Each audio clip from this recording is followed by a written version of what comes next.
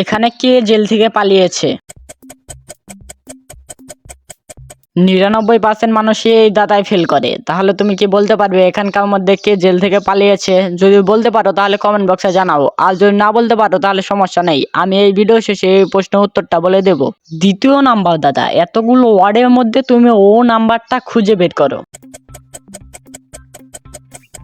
তুমি যদি খুঁজে পাও তাহলে লাইক বাটনে ক্লিক করো, যাতে আমি বুঝতে পারি তুমি সঠিক দেখেছো।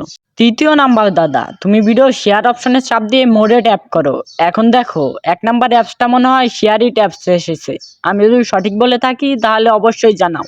ঘুম থেকে উঠে যদি একটা খুশির সংবাদ শুনতে চাও তাহলে আমাকে সাবস্ক্রাইব করো, তাহলে অবশ্যই ঘুম থেকে উঠে একটা খুশির সংবাদ শুনতে পাবে। ফাইনাল দাদা, এটা একটু কঠিন। এতগুলো একই ইমোজির মধ্যে তুমি কি ভিন্ন ইমোজিটা খুঁজে বের করতে পারবে? ইমোজিটা খুঁজে পেলে কমেন্টে জানাও।